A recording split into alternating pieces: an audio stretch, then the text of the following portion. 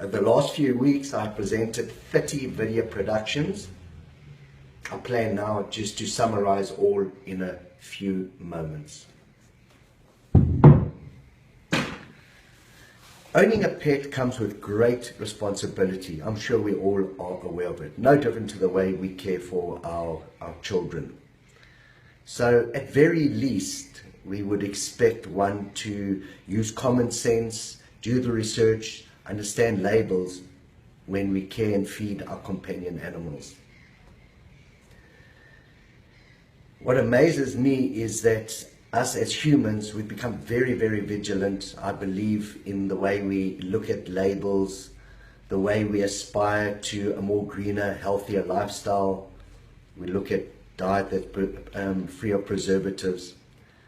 With respect, I think only the fool would deny that a wholesome diet has an impact on your longevity and well-being. We are very, very vigilant on the kind of chemicals we use, the poisons in our home. And yet,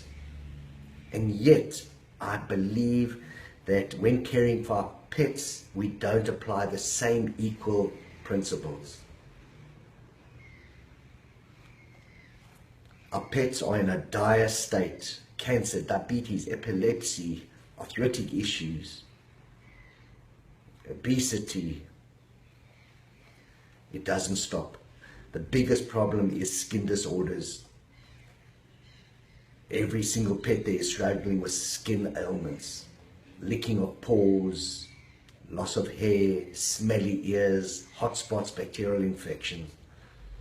And the best explanation we can get from some vets, not all vets, many prominent vets support my stance and we work very well with them. But many vets and many layperson just blames it on allergies.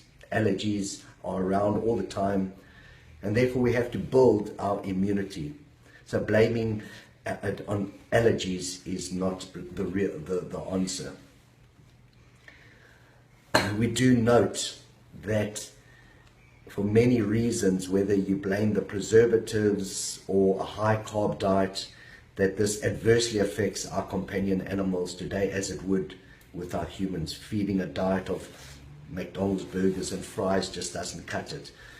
So definitely diet is a very, very important element, the main important element on health and longevity. But I am fascinated with the subject of pH balance, acidity versus alkalinity. I'm absolutely fascinated.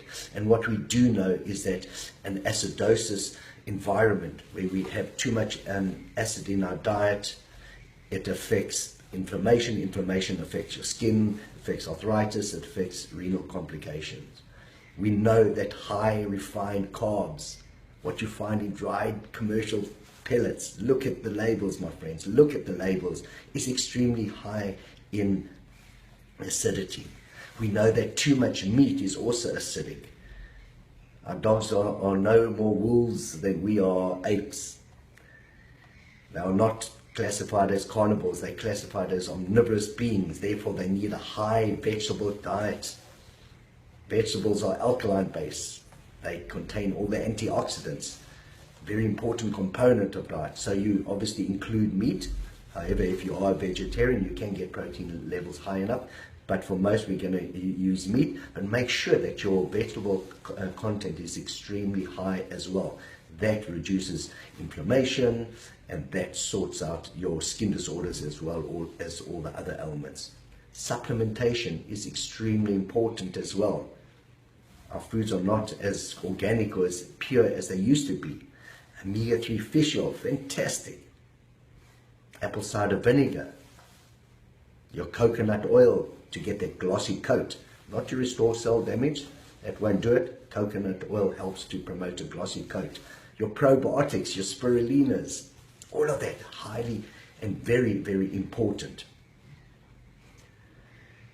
The use of flea poisons, poison, I'm saying it because it's a poison, is going to adversely affect your health and longevity. It's got to. There's so much research out there, so much controversy. Do the research, read up. It's going to affect your well-being, and your pet will be in a dire state. So there you have it, guys. That is our approach. I can't appeal to everyone. For those who still believe in leading a more decadent lifestyle and in terms of the way they feed themselves and can live on high carb diets, McDonald's burgers, etc. I'm not appealing to you. I'm appealing to the enlightened person who understands the benefits of a greener, wholesome lifestyle full of good nutrients. So our stance is look at human safety requirements. Look at human nutritional science. That is a solid and safe position to start at. We can rely on that kind of science. There's too much dubious and perverse incentives in the industry of pet nutrition and pet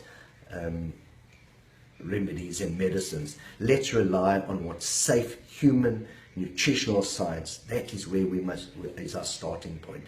And in that regard, absolutely no doubt that a diet that contains whole foods, whole vegetables, meat that is slightly cooked to kill off the pathogens, your wholesome grains, not your refined grains, your wholesome grains, quinoa, millet, brown rice, all of those serve us extremely well. So I may continue with further video production, but for now, hopefully that summarizes what I've put together over the last few weeks.